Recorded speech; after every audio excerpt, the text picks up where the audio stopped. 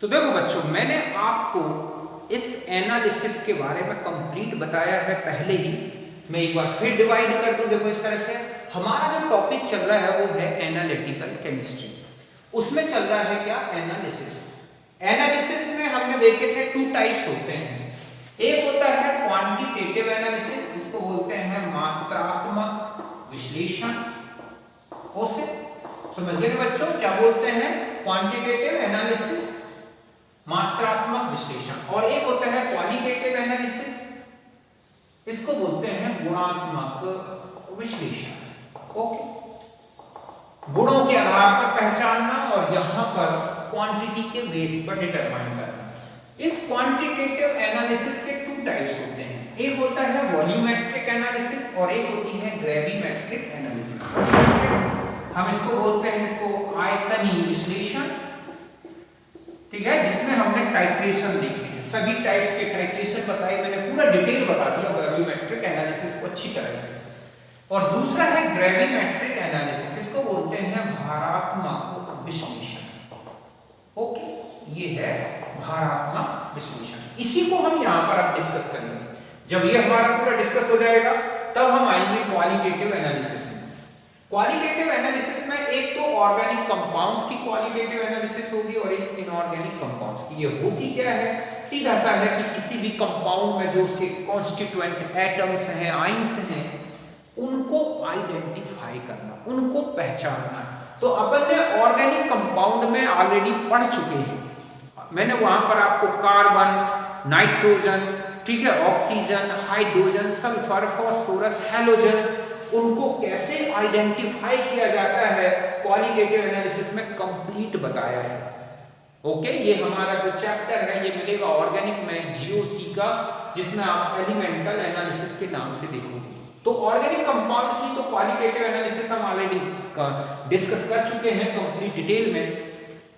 यहां पर हम करेंगे इनऑर्गेनिक कंपाउंड्स में क्वालिटेटिव एनालिसिस, जिसमें एसिडिक रेडिकल और बेसिक रेडिकल उनका आइडेंटिफिकेशन होगा। तो पहले हम यहां ले लेते हैं ग्रेविमेट्रिक एनालिसिस, भारात्मक विश्लेषण। तो देखो बच्चों, होता क्या है भारात्मक विश्लेषण? इसमें क्या किया जाता है? देखो इसमें तो आपने देखा था कि टाइट्रेशन करके अमाउंट को ग्राम पर लीटर में कैलकुलेट कर लेते हैं। बट यहां पर क्या किया जाएगा कि जो कंपाउंड है, ठीक है, उसमें जो भी एटम या आइंस हैं, उन एटम्स या आइंस की परसेंटेज निकाली जाती है। कि मान लो ये एक कंपाउंड है तो इसमें कार्बन, हाइड्रोजन और नाइट्रोजन है, तो कार्बन कितने परसेंट है, हाइड्रोजन कितने परसेंट है, नाइट्रोजन कितने परसेंट है, इसको कैलकुलेट किया जाएगा। मींस उनकी क्वांटिटी को भार, वेट के फॉर्म में निकाला जाएगा, वेट परसेंटेज के फॉर्म में। यही लिखा हुआ है कि the analysis in which the constituent atom और आइन ऑफ मिक्सचर, जो भी मिक्सचर आपको दिया गया है या जो भी कंपाउंड आपको दिया गया है, उसमें जो कॉन्स्टिट्यूएंट एटम्स और आइंस हैं, पहले किसमें कन्वर्टेड करेंगे? Converted into substance with known composition. उसके जो एटम्स है, मान लो ऑर्गेनिक कंपाउंड है, उसमें सल्फर है, तो हम उस सल्फर को ऐसे कंपाउंड में कन्वर्टेड करेंगे जिसका कॉम्पोजिशन हमें पता हो। मींस जैसे BaSO4 में चेंज कर दिया। या मान लो हैलोजन है, तो हमने हैलोजन को किस में चेंज कर लिया? AgCl में, या AgBr या AgI में, सिल्वर हैलाइड में चेंज कर लिया। मान लो उसमें कार्बन है तो कार्बन को CO2 के फॉर्म में, हाइड्रोजन है तो H2O के फॉर्म में, फास्फोरस है तो फास्फोरिक एसिड के फॉर्म में, सल्फर, इस तरह से जो भी उसमें, नाइट्रोजन है तो अमोनिया के फॉर्म में।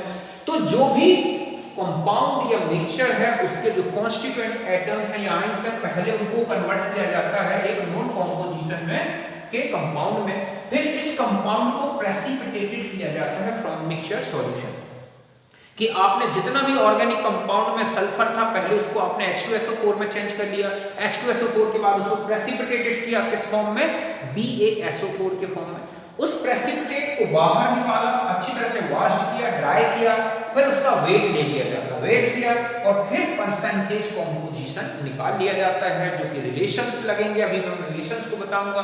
तो समझिए बच्चों कि जो भारात्मक विश्लेषण है, इसमें मिश्रण के घटक, परमाणु या आयन को पहले ज्ञात संघटन के यौगिक में बदला जाता है, फिर उसको अवक्षेपित किया जाता है, अवक्षेपित करने के बाद अवक्षेप को धोकर, सुखाकर भार ज्ञात करते हैं और इस भार से तथा मिश्रण के प्रतिदर्श के सापेक्ष घटक का प्रतिशत निकाल लिया जाता है। जैसे आपने ऑर्गेनिक कंपाउंड में पढ़े हैं, एक एक करके मैंने सबके बताए हैं, कार्बन का परसेंटेज कैसे निकालते हैं, ठीक है, हाइड्रोजन का कैसे निकालते हैं, नाइट्रोजन का कैसे निकालते हैं, सल्फर का कैसे निकालते हैं, फास्फोरस का कैसे निकालते हैं, ये सारा डिटेल मैंने आपको अच्छी तरह से किसमें बताया है, ऑर्गेनिक केमिस्ट्री। सपोज हमारे पास एक कंपाउंड है, ठीक है, या हम ये कहें कि ये है हमारे पास sulphur containing compound, okay, thiourea, क्या है ये, थायोयूरिया।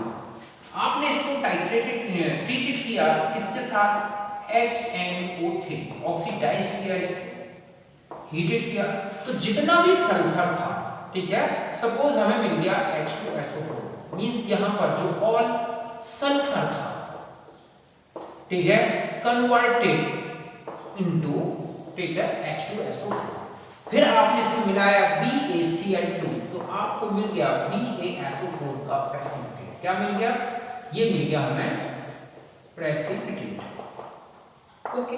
हमने इस प्रेसिपिटेट को वॉश्ड किया, ड्राई किया और वेट किया, ठीक है, तो ये suppose W gram of BaSO4 of 10, आपको BaSO4 का कोई वेट आ गया। बस अब आपको मान लो सल्फर की परसेंटेज निकालनी है, तो सल्फर की परसेंटेज कैसे निकालेंगे, तो आप BaSO4 में देखो आप 32 ग्राम सल्फर है, और BaSO4 का जो मॉलिक्यूलर मास होता है वो है 33 इनटू, यहां पर हम लिखेंगे वेट ऑफ BaSO4 अपॉन में लिखेंगे वेट ऑफ, ठीक है, मिक्सचर कितना लिया गया है इनटू 100। इस तरह से हम सल्फर का परसेंटेज निकाल लेंगे। सपोज आपके पास है हेलोजन कहाँ है, ऑर्गेनिक कंपाउंड में, आपने इसको HNO3 के साथ ट्रीट किया, ये HX में चेंज हुआ, फिर आपने इसमें AgNO3 मिलाया, क्या मिल गया, AgX। ये तीन हो सकते हैं, AgCl व्हाइट प्रेसिपिटेट होता है, ओके। जस्ट ऐसा ही यहाँ पर यदि AgBr मिलता है तो पेल येलो कलर होता है, ठीक है, और मान लो AgI है तो येलो का प्रेसिपिटेट है। बस फिर आपको अगर परसेंटेज निकालनी है तो क्लोरीन की परसेंटेज आप देखोगे तो यहाँ लिखोगे 35.5 अपॉन 143.5 इनटू AgCl वेट, यही करते हैं ना, ये हो गया अपॉन में कंपाउंड या मिक्सचर वेट जो भी आपको लिया है इनटू 100 कर देते हैं। Br परसेंटेज निकालनी है तो 80, ठीक है, upon 188 into AgBr weight upon mixture weight into 100। ऐसे ही AgI में से आयोडाइड का कैलकुलेट कर सकते हैं। कार्बन का जब आप परसेंटेज निकालते हो तो CO2 के फॉर्म में लिखते हैं तो 44 into CO2 weight upon organic compound या ऑर्गेनिक कंपाउंड जो भी है 100।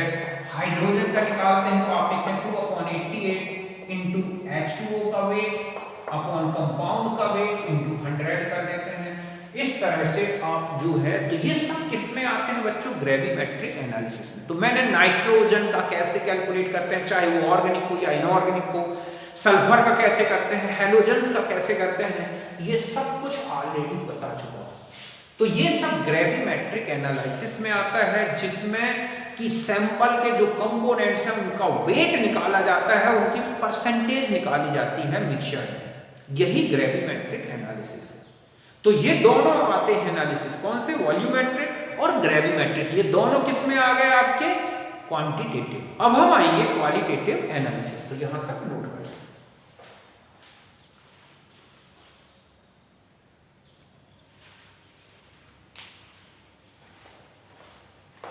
अब देखो बच्चों, अब हम आ जाते हैं क्वालिटेटिव एनालिसिस, गुणात्मक विश्लेषण, ओके।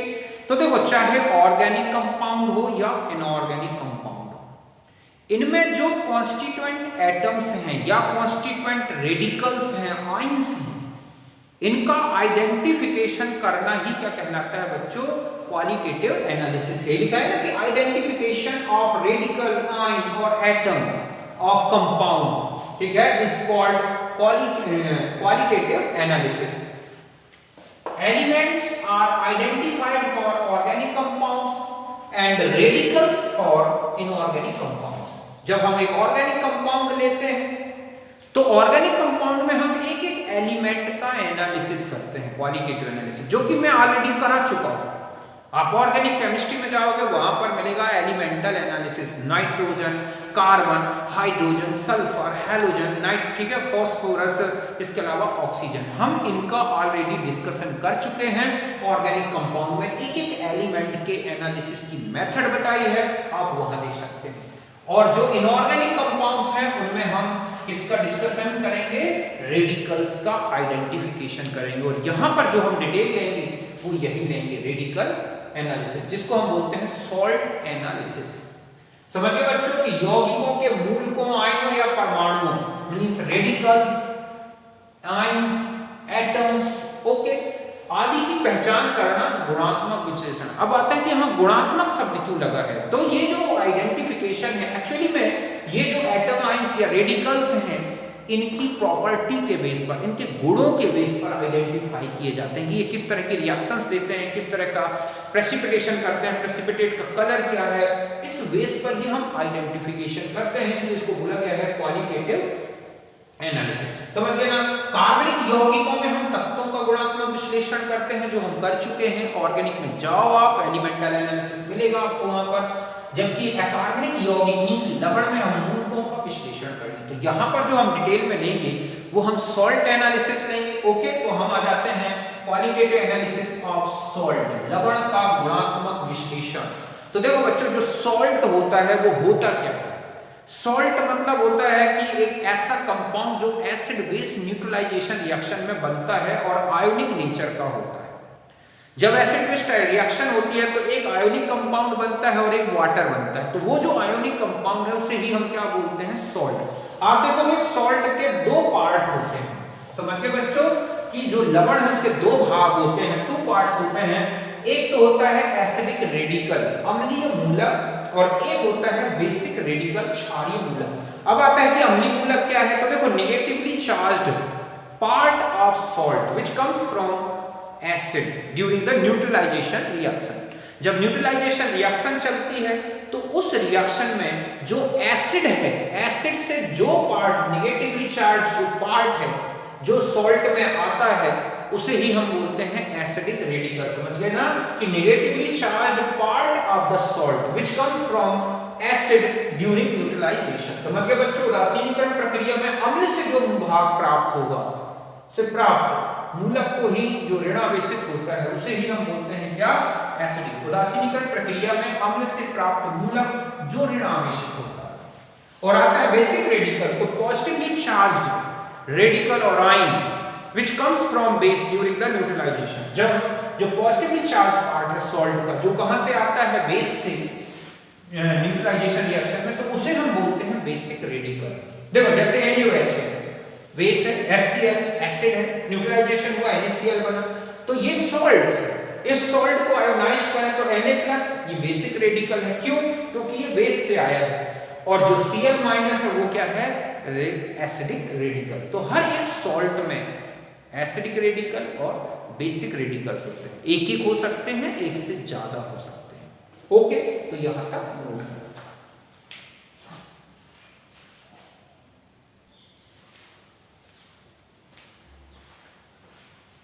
अब देखो बच्चों, अब हम आ जाते हैं आइडेंटिफिकेशन ऑफ एसिडिक रेडिकल्स।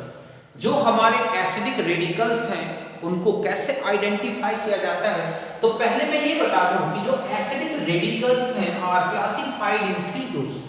जितने भी एसिडिक रेडिकल्स जिनको हमें आइडेंटिफाई करना है, जो हमारे सिलेबस से रिलेटेड हैं, उनको 3 कैटेगरीज या 3 ग्रुप्स में बांटा गया है।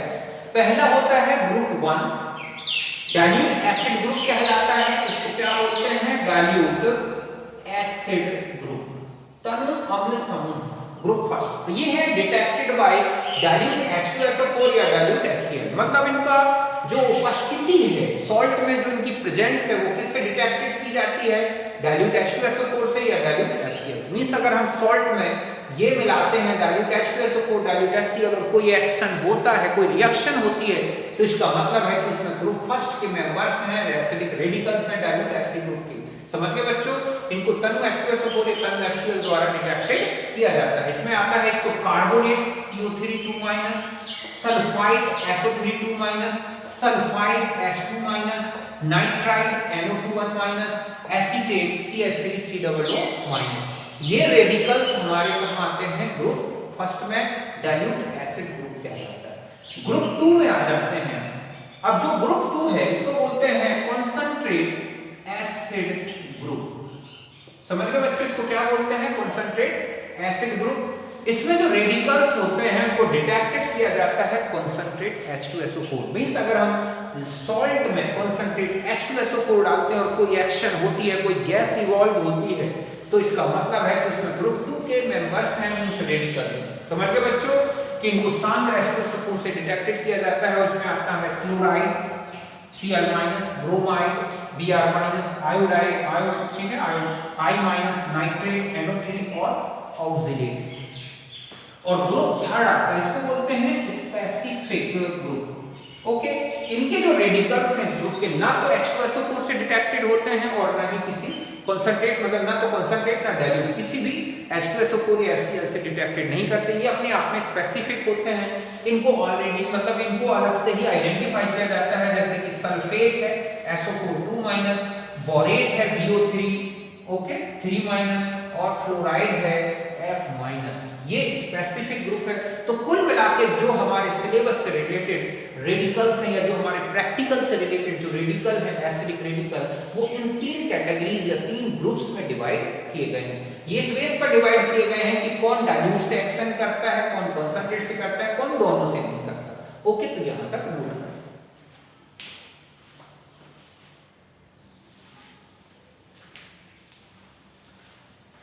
अब देखो बच्चों, हम एक एक ग्रुप का जो मतलब मेंबर्स हैं उनको आइडेंटिफाई करेंगे। पहला है कार्बोनेट आयन, ठीक है। तो देखो कार्बोनेट आयन जो होता है या रेडिकल जो होता है, जो भी सॉल्ट आपको दिया गया है जिसमें कार्बोनेट ग्रुप है, सपोज Na2CO3 दिया गया है, जैसे ही आप डाइल्यूट H2SO4 डालोगे आप देखोगे CO2 तेजी से निकलती है, बहुत ज्यादा बुलबुले से निकलते हैं सॉल्यूशन से, तो CO2 गैस निकलती है। इस CO2 गैस को लाइम वाटर में पास किया जाता है। किसमें पास किया जाता है, लाइम वाटर में। तो आप देखोगे एक मिल्की प्रेसिपिटेट आ जाता है, व्हाइट सा दूधिया कलर का प्रेसिपिटेट आता है। ये पूरा सॉल्यूशन ही मिल्की हो जाता है, मिल्की व्हाइट या मिल्की सॉल्यूशन हो जाता है, हम ये कहें। ओके, तो ये जो मिल्की सॉल्यूशन है ये इंडिकेट करता है CO3 की प्रेजेंस को। और आइडेंटिफाई करना है कंप्लीट हमें, तो हम इसमें और ज्यादा CO2 को एक्सिस में पास करते हैं।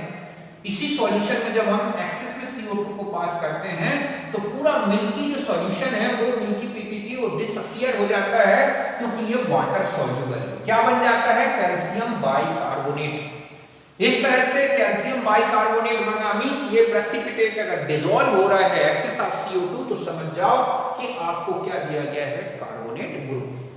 सेम यही टेस्ट देता है SO3 बट इसकी ये पहचान है कि SO2 एक पंजेंट स्मेलिंग गैस है। मींस अगर ये टेस्ट आ रहा है लेकिन गैस में स्मेल आ रही है, पंजेंट स्मेल, तो समझ जाओ वो SO3 है, क्योंकि SO2 बनती है इसमें, लेकिन CO2 एक ऑर्डरलेस गैस है। अगर कोई स्मेल नहीं आ रही, तेजी से गैस आ रही है, ये टेस्ट आ रहा है, तो समझ जाओ आपको कार्बोनेट ग्रुप दिया गया। तो यहां तक नोट करें।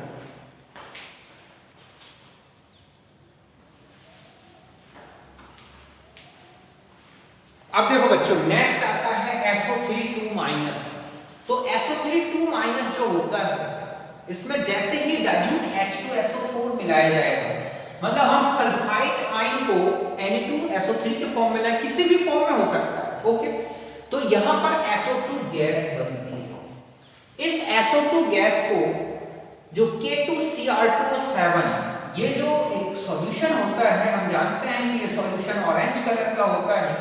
तो जैसे ही आप इसके ऑरेंज कलर में इस SO2 गैस को पास करोगे H2SO4 की प्रेजेंस में, एसिडिक K2Cr2O7 का सॉल्यूशन रखा होता है, उसमें जैसे ही आप SO2 पास करोगे तो सॉल्यूशन ग्रीन हो जाता है, जो कि क्रोमिक सल्फेट के बनने के कारण। ये ग्रीन कलर आना ही क्या बताता है, SO3 की प्रेजेंस को बताता है। दूसरा है कि अगर सॉल्ट में हम उसमें H2SO4 डालें और बहुत ही पंजेंट स्मेल गैस आने लगे तो भी वो SO2 की प्रेजेंस को बताता है। फिर हम आते हैं sulphide ion. Sulphide ion suppose Na2S के फॉर्म में दिया गया है, जैसे ही आप H2SO4 मिलाएंगे H2S गैस बनती है। ये H2S गैस जो होती है इसको हम लेड एसीटेट से भीगे एक फिल्टर पेपर को, इस तरह से टेस्ट ट्यूब होती है, फिल्टर पेपर के पास लाते हैं, या हम टेस्ट ट्यूब के मुंह में फिल्टर पेपर लेड एसीटेट, तो आप देखोगे पूरा का पूरा काला हो जाता है, जो कि PBS के बनने के कारण है। तो ये PBS का बनना ही क्या इंडिकेट करता है, सल्फाइड। इसके अलावा आप देखोगे सोडियम नाइट्रोक्लोराइड होता है Na2FeCN5NO, और जैसे ही Na2S पास में आता है तो ये Na4FeCN5NOS इस तरह का एक कंपाउंड बन जाता है, जो कि रेड कलर का होता है। तो ये भी सल्फाइड की प्रेजेंस को बताता है। पोटेशियम, ठीक है, तो इस तरह से हम इसकी आइडेंटिफिकेशन कर सकते हैं। तो मेनली इसके थ्रू किया जाता है। PbCdCONi इनके जो सल्फाइड्स होते हैं, सल्फेट जो ये होते हैं सल्फाइड, समझ गए ना, ये H2SO4 से डिकम्पोज्ड नहीं होते, तब हमें कंसंट्रेट HCl का यूज करना होता है।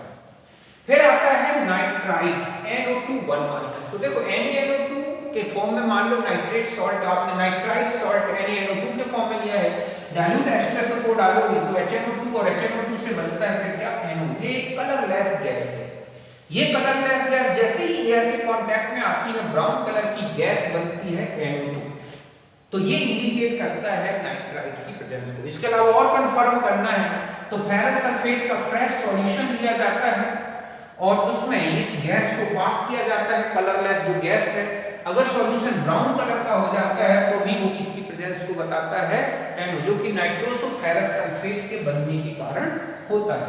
या फिर KI के सॉल्यूशन में किसी नाइट्रस एसिड की और एसिटिक एसिड की प्रेजेंस में पास करते हैं तो आयोडीन बनती है, और आयोडीन स्टार्च पेपर के साथ ब्लू कलर देती है। मींस अगर आप यहीं पर KI से भी, ठीक है, ये स्टार्च पेपर रख दें, उसमें ये मिला के क्या एसिटिक एसिड और KI मिला के अगर आप इसमें स्टार्च पेपर रखते हैं, ब्लू कलर आ जाए, तो भी वो किसको इंडिकेट करता है, नाइट्राइट आयन।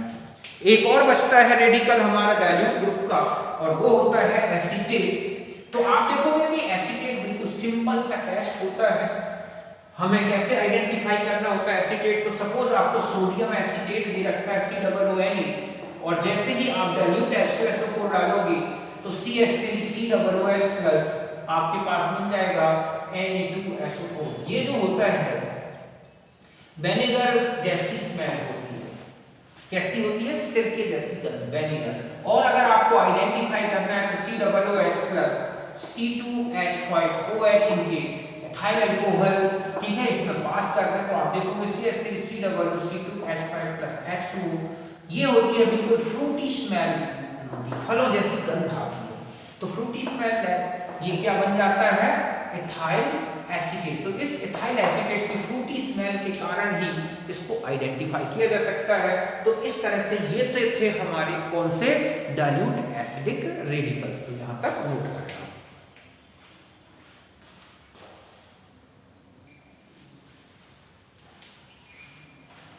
अब देखो बच्चों, अब हम आ जाते हैं ग्रुप 2 वाले रेडिकल्स में, जिसमें हमें क्लोराइड, ब्रोमाइड, आयोडाइड, नाइट्रेट और ऑक्सीडेट इनको डिस्कस करना है। तो देखो सबसे फर्स्ट हम लेते हैं क्लोराइड।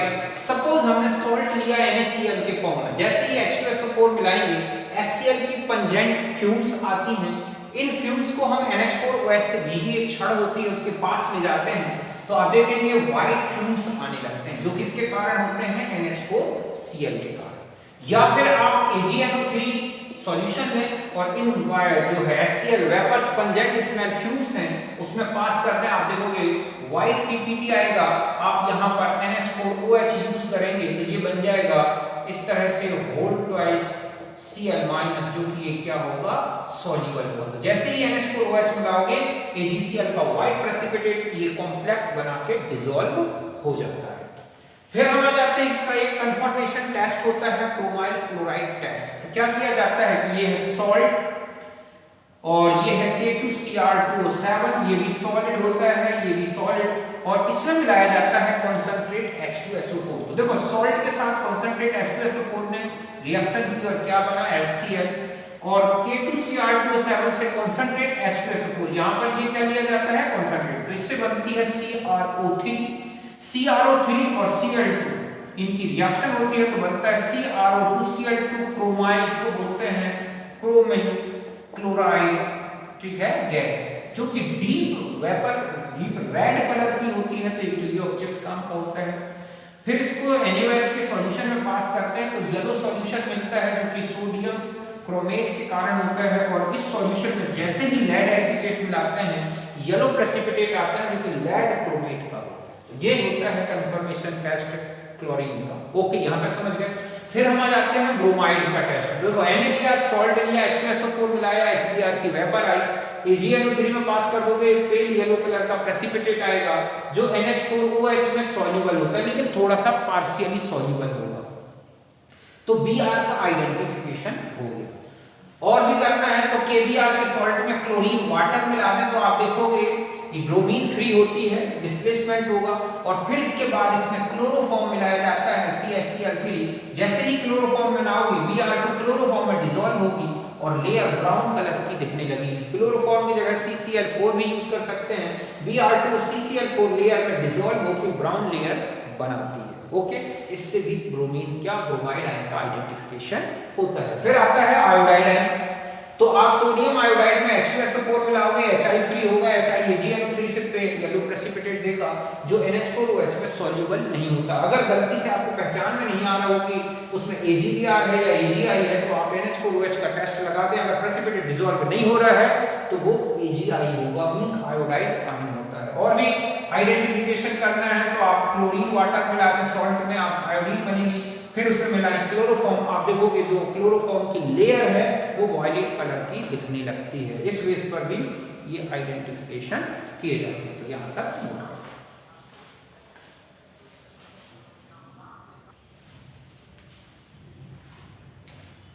अब देखो बच्चों, नेक्स्ट जो हमारा, ठीक है, ग्रुप सेकंड का जो मेंबर है वो है NO3 1-। तो देखो इसका कैसे टेस्ट लगाते हैं, ये है हमारे पास सॉल्ट, सोडियम नाइट्रेट, H2SO4 मिलाया, नाइट्रिक एसिड बना। नाइट्रिक एसिड डिकम्पोज्ड होके NO2 गैस बनाता है, जो कि लाइट ब्राउन गैस होती है। अगर हम इस पूरे मिक्सचर में थोड़ा सा कॉपर डस्ट मिला दें, तो जैसे ही कॉपर डस्ट मिलाओगे डार्क ब्राउन गैस निकलेगी, बड़ी तेजी से गैस निकलती है। तो ये टेस्ट NO3 को आइडेंटिफाई करता है। दूसरा होता है रिंग टेस्ट, कंफर्मेशन करना होता है। तो NaNO3 में कंसंट्रेट H2SO4 मिलाया तो बना HNO3। HNO3 की फेरस सल्फेट से रिएक्शन होती है तो बनता है NO, और NO और फेरस सल्फेट मिलकर बनाते हैं नाइट्रोसो फेरस सल्फेट, जो कि रिंग में बनी हुई रिंग दिखाई देती है ब्राउन रिंग की। इसी को ऐसा लिखा जाता है कि H2O5NO SO4। ओके, तो इस तरह से यहाँ पर ये ब्राउन रिंग बनी दिखती है।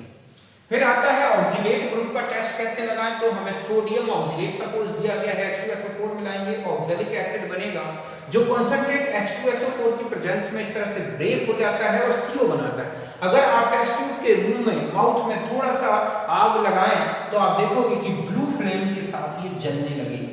ब्लू फ्लेम के साथ जलना ही ऑक्सीडेट की प्रेजेंस को बताता है। फिर हम आ जाते हैं लास्ट ग्रुप थर्ड, जिसमें हमें सल्फेट ग्रुप का टेस्ट लगाना होता है। सबसे इजी टेस्ट है, सॉल्ट को डिसॉल्व करो पानी में और BaCl2 का सॉल्यूशन मिलाओ, व्हाइट प्रेसिपिटेट आ गया, कंफर्म हो जाएगा कि वो सल्फेट आयन है। ये ना तो कंसंट्रेट HNO3 में डिसॉल्व होता है, ना कंसंट्रेट H2SO4 में, ना ही डाइल्यूट HCl और कंसंट्रेट HCl, किसी में डिसॉल्व नहीं होता, समझ जाओ वो सल्फेट आयन है। बोरेट का टेस्ट लगाना है, सोडियम बोरेट को सॉल्ट किया गया, H2SO4 मिलाओगे, बोरिक एसिड बनता है। बोरिक एसिड एथाइल अल्कोहल से रिएक्शन करके एथाइल बोरेट को बनता है।